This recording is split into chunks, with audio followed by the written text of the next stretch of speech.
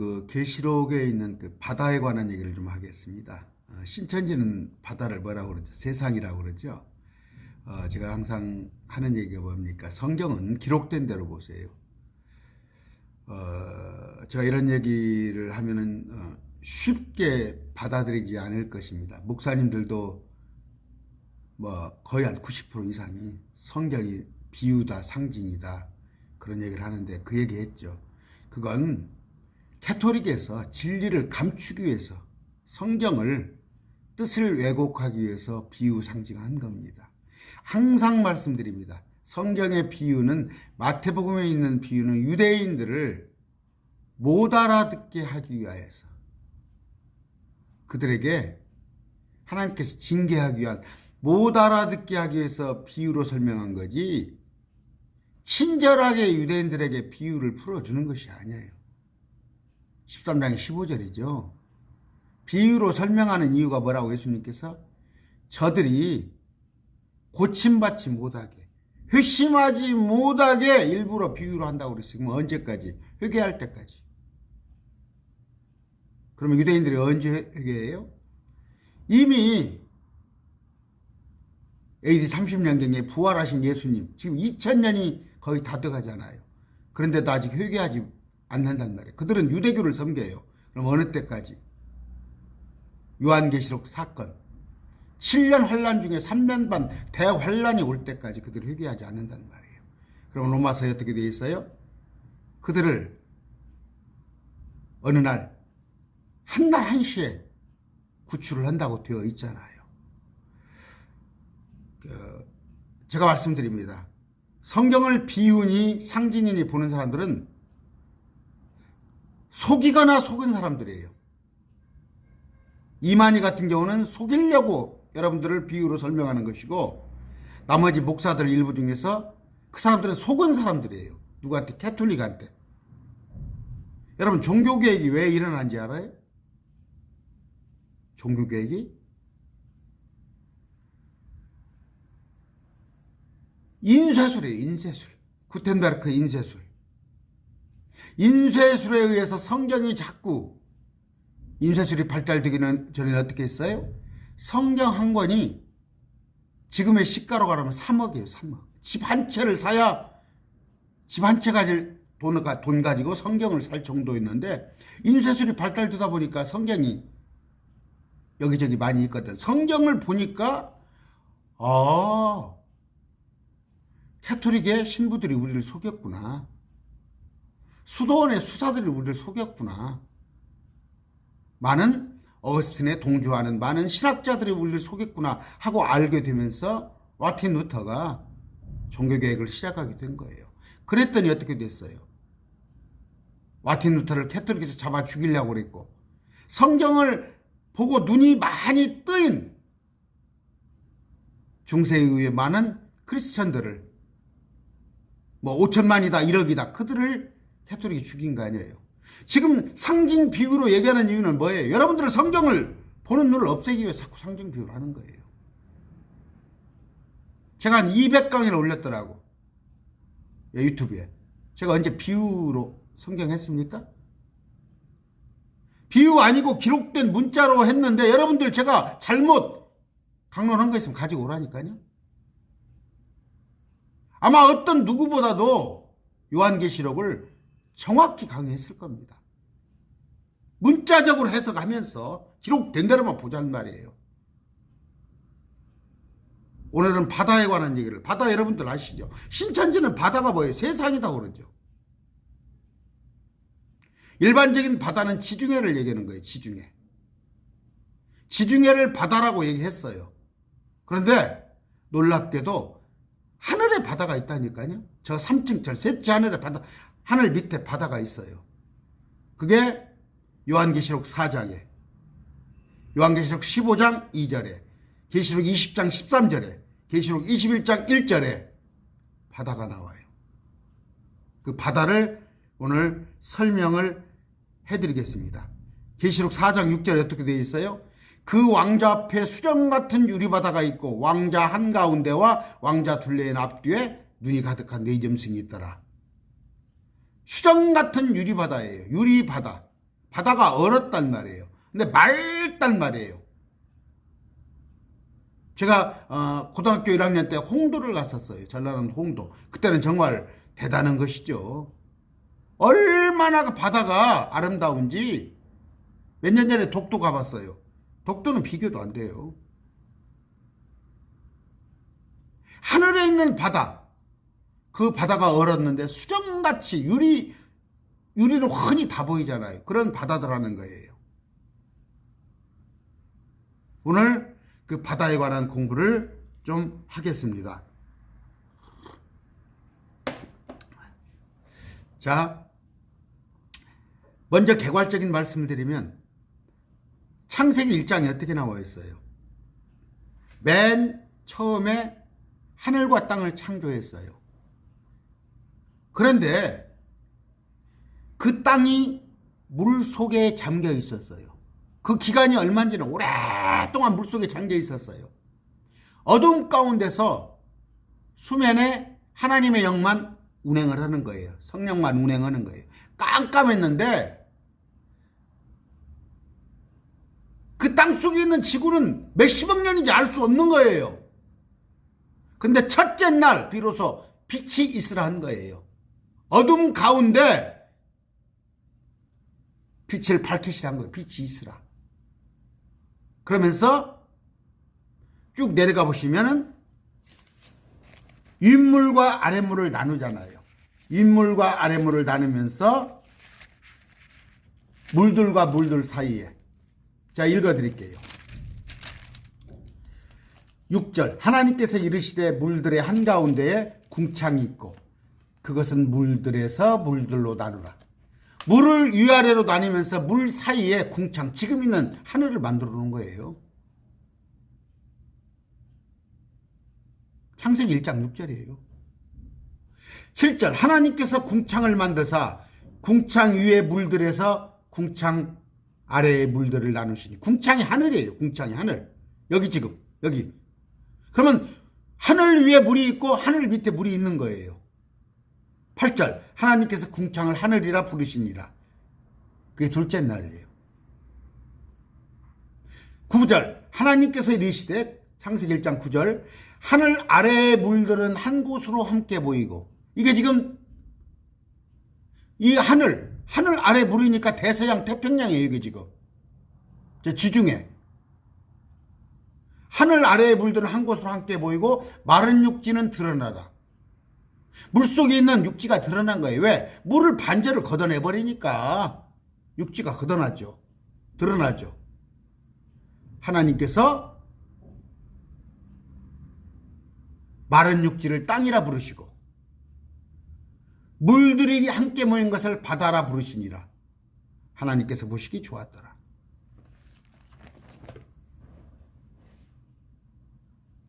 그랬더니 베드로후서 3장 6절에 가서 또 어떻게 하는지 알아요? 일부러 사람들이 3장 6절 제가 읽어드릴게요. 베드로후서입니다.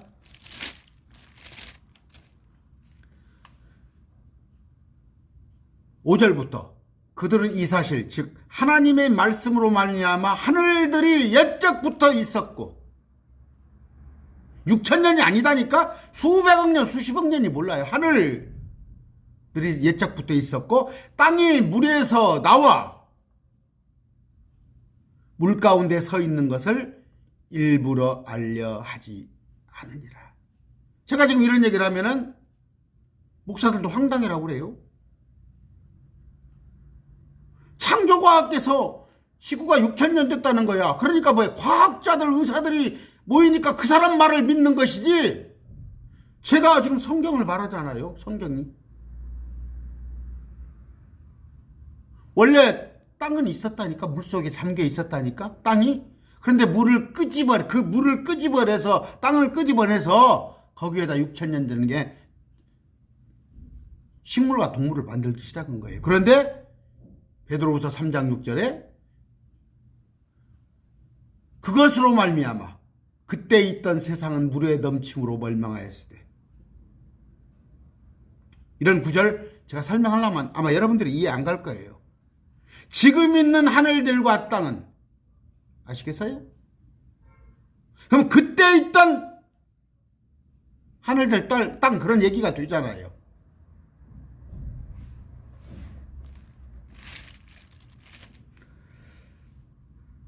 여기까지만 하겠습니다. 더 이상 여러분들 얘기하면 여러분들이 이해를 못하니까. 하고 오늘 바다 얘기를 합니다. 자, 성경을 같이 보면서 하겠습니다. 계시록 4장입니다. 그 왕자 앞에 수정 같은 유리바다가 있고, 됐죠? 수정 같은 유리바다가 있는데 이걸 뭐라고 해요? 이건 뭐 세상이라고? 신천지에서는? 자, 성경을 찾읍시다. 오늘 시편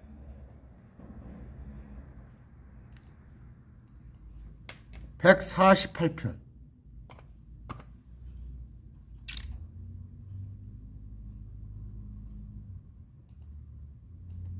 시편 148편 4절 봅시다.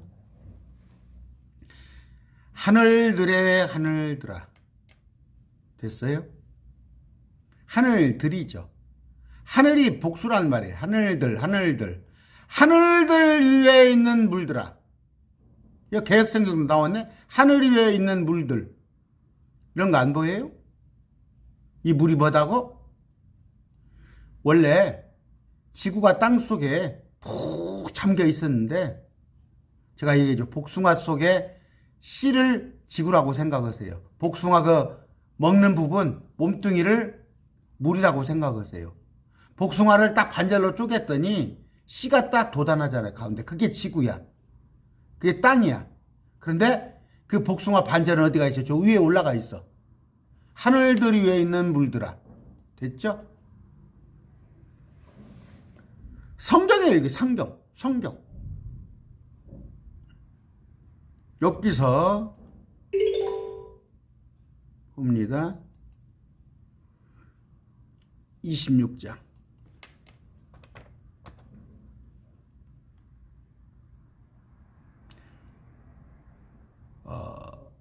물들을 자신의 빽빽한 구름 속에 싸매시나.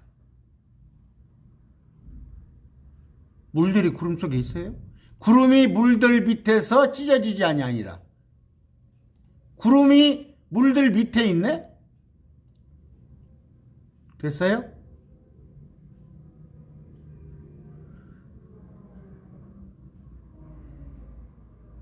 욥기 37장입니다.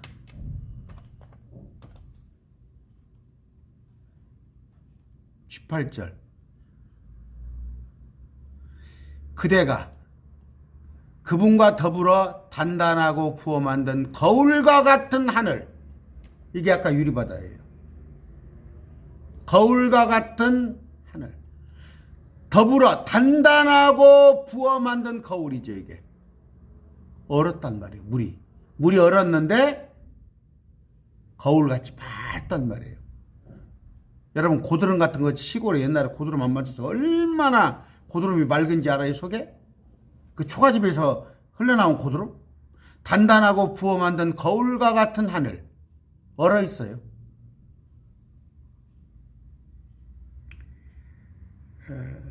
38장 하나 더 넘어갑시다.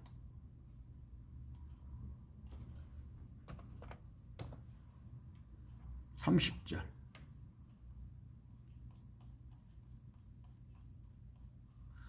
물들은 돌로 숨긴 것 같이 숨겨져 있고, 물이 숨겨져 있는데 깊음은 표면은 얼어 있느니라. 물 위에 물이 얼어버린 것이죠. 그러니까 물은 얼음 속에 밑에 들어가 있는 거죠. 됐어요?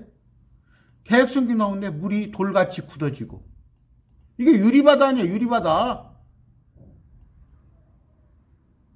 하늘에는요, 물들은 내가 프레이다우스 별무렵 감미로운 영향력을 묻거나 오리온 별자리들의 띠들을 풀 수 있느냐? 이게 뭐예요? 은하겠죠? 오리온 별자리 띠들. 내가 마자로서 그것을 철에 이끌 수 있느냐? 혹은 내가 악투루스 별을 그것의 아들들과 함께 인도할 수 있느냐? 여기는 북두성으로 나와 있는 개혁성경 북두성. 이런 거 알아요? 어? 제가 항상 그러죠. 이 지구는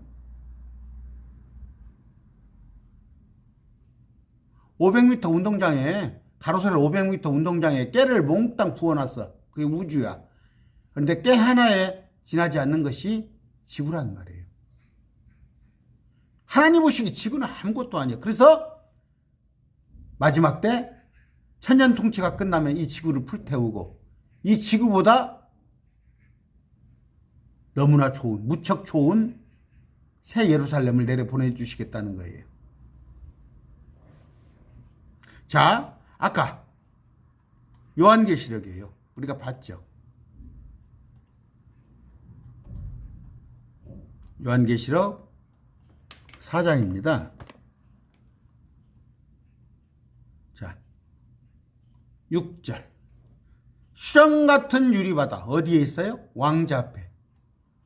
하나님이 앉아 계시는 왕자 앞에 수정 같은 유리바다가 발밑에 있어요. 주님 밑에. 계시록 15장 2절. 또 내가 보니 불 섞인 유리바다 같은 것이 있는데, 이건 뭐예요? 마지막 때 심판하는 거예요. 그 유리바다 속에 지금 누가 있겠어요? 여러분, 공중에 많은 피조물들이 있어요. 천사들이. 예수님을, 하나님을 거역하고 루시퍼의 꼬임에 넘어간 많은 천사들이 있었어요. 그 중에 일부는 이 땅에 내려왔어요. 그래서 유다서 1장 6절에 보면 천사가 지옥에 갇혀 있어요. 땅에 내려왔다가 우리 살기 전에요. 우리 이미 있기 전에. 우리는 6,000년 전에 인류는 탄생했는데 인류 있기 전에 천사가 3층전에서 쫓겨나서 일부는 이 유리바다 속에 갇혀 있고 공중에 얼음 속에, 일부는 땅에 와서 살던 것들은, 천사들은, 저 찾아볼까요? 유다서 1장.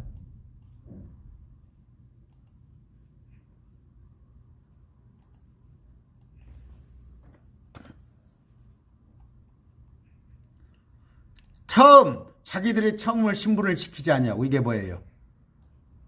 루시퍼를 타락부터 시작한 거죠.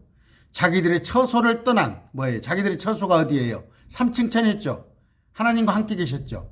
큰 날의 심판 때까지, 어느 때? 천년통치 이후의 심판 때까지 어둠 밑에 예비하여 두는데, 이들은 뭐예요? 소돔 고모라와 그것들의 주변 도시를 같이 음행해내고 나천 육지를 따라가다가 이런 자들이에요.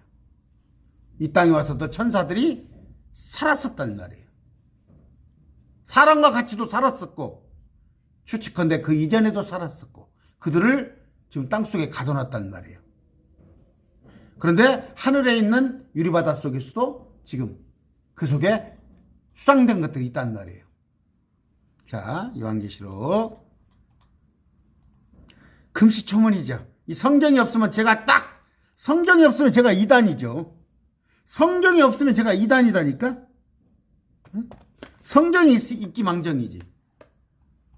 목사님들이 그래요. 목사님 이상한 이야기 하네요. 자, 성경 보여드려요. 여기 있지 않습니까?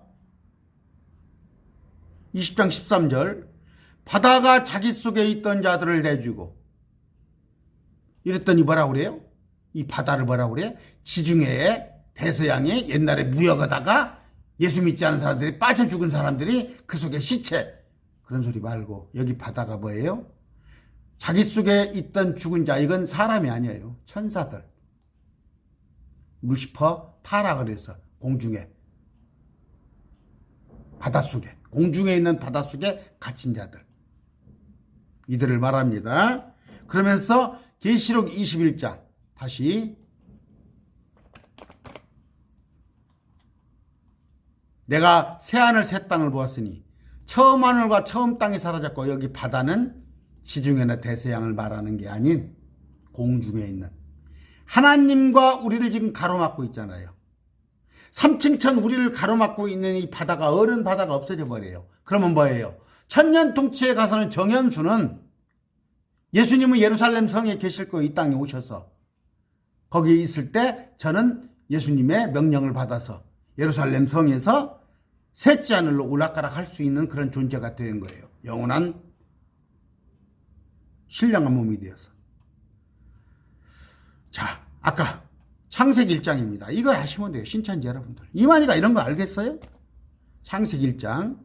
처음에 하늘과 땅을 창조하니라. 이 처음은 뭐예요? 6천년 전 아니에요. 6천년 전이 아닌 in the beginning이에요. 이 처음은 언젠가 몰라요. 요한복음에 나와 있는 태초에 그것도 똑같은 거 in the beginning이에요.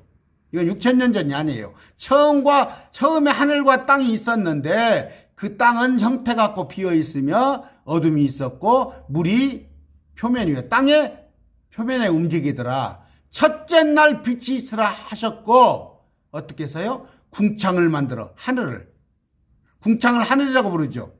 궁창을 만들어 놓고 물들은 아랫물을 한 곳으로 모이라고 그러고 마른 육지를 드러내라 하시니 물이 이제 물기가 쭉 빠질 거 아니에요. 물기가 쭉 빠져.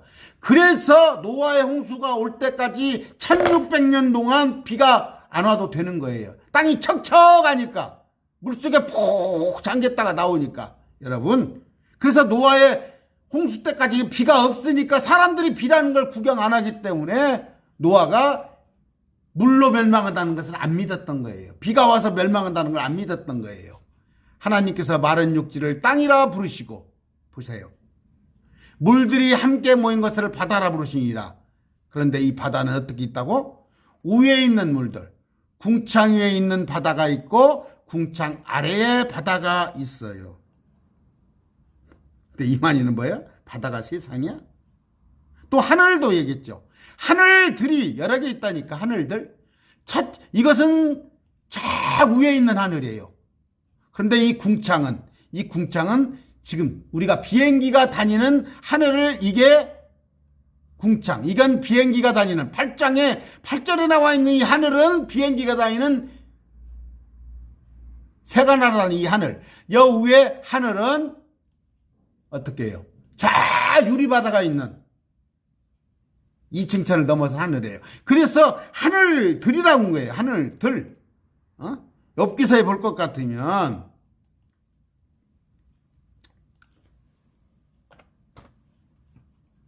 성경에 하늘들이라는 말이 엄청 나와요. 15야. 보라.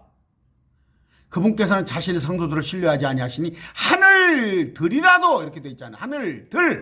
하늘들. 성경 영어 성경에 heavens 복수잖아요. 그런 걸 아시겠어요? 이런 걸 이해가 안 가니까 자꾸 이런 뜻이 아니야. 이건 저런 뜻이 아니야. 저런 뜻이 아니야. 하는 거 아니에요. 성경을 상징이나 비유로 보는 사람들 특징은 뭐예요? 성경을 다 알지 못하니까. 66권을 다 알지 못하고 78만 8천 나라를 다 알지 못하고 1189장을 다 알지 못하게 하는 거예요. 성경이 이렇게 만만한 건 아니에요.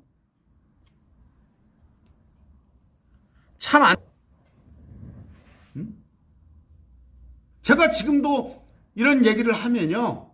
목사님들조차도 여기 신학교가 있어요. 내가 신학교 학장하고 토론을 했어요.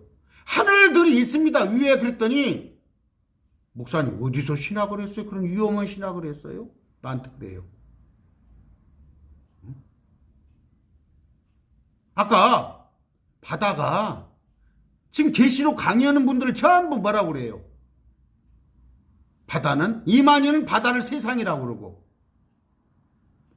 계시록 한 강의에 80만 원씩 갖고 4번 계시록을 띄워주는데 320을 받더만 서울에서 어떤 교수가 계시록을 한 번 띄워주는데 320만 원을 받아먹어. 거기 막 수강생들이 몰린다니까. 거기서 뭐라고 가르쳐요? 이 바다를 갖다가 대서양 태평양이라고 가르치는 거예요. 성경 속에는 바다가 대서양 태평양도 대개 지중해예요. 성경에 나와 있는 지중해. 그 바다가 있지만 또 아까 요한계시록에 4장 6절 15장 2절 20장 13절 21장 1절에 있는 바다는 저 셋째 하늘 둘째 하늘을 가로막고 있는 유리바다라는 거 여러분이 아시면 돼요. 신천지 여러분들 절대 말씀드립니다. 신천지뿐이 아니라 제가 아는 목사들 계시록 강의하는 목사님들 저 집사 때부터 계시록 제가 배우러 다녔어요. 뭐라고 그래요? 전부 성경이 상징, 비유. 그 근거가 뭐냐? 예수님께서 비유로 말씀하셨다. 비유가 아니면 말씀하지 않으셨다. 유대인들한테는 비유로만 말씀했다니까. 마태복음만 보면 비유예요. 다. 그런데 어디 사도행전, 요한복음, 사도 바울이 쓴 13권의 서신서에 비유로 썼습니까? 유대인들은 알아듣지 못하게 그들에게 비유로 설명을 했고, 예수님이 우리는 알아들으라고. 제가 물어볼게요. 바울의 13권의 서신서에 비유로 써놨어요? 그리고 예수님께서 뭐라고 그랬어요? 제자들한테. 내 말 알아듣느냐? 예, 알아듣습니다. 내가 너희들한테 비유로 하지 않겠다. 그럼 뭐예요? 무리들, 마태복음 13장에 있는 무리들이요. 무리들은 예수님 찔러 죽일 연구만에 어떻게 해서든 이만희 같이 예수님이 모세나 엘리야나 선지자로만 여길 뿐이지 예수님을 하나님으로 알라고 하질 않아. 그게 오늘날 이만희잖아. 니놈들 지옥 가라 이거야. 들을 게 있는 놈 빼놓고는. 근데 언제? 안타까워 여기니까 로마서 13장에 말라기에도 2장 보세요. 이스라엘을 영원히 버리지는 않겠다. 그 중에 일부는 내가 구출하겠다. 언제? 요한계시록에 가서. 오늘 여기까지입니다. 바다는 두 가지가 나와요, 성경에. 저 지중해를 대개 말하는 바다가 많이 나오는데, 아까 요한계시록에 있는 바다, 이 네 구절에 있는 바다는 셋째 하늘과 둘째 하늘을 가로막고 있어요. 주님에 계시는 셋째 하늘과 공중의 권세 잡은 자 마귀가 공중에 있잖아요. 우리는 지금 1층 천에 살잖아요. 우리는 공중에 2층 천에 삽니다. 마귀가. 원래 마귀가 3층 천에 살았었어요. 그러나 우리 사람을 만들기 전에 그들이 예수님에게 동등함을 하려는 그런 죄를 저질러서 2층으로 쫓겨났어요. 그때 일부가 이 땅으로 쫓겨난 거예요. 그런 거 아시고 성경을 기록된 대로 보시기 바랍니다. 오늘 말씀 접습니다. 감사합니다.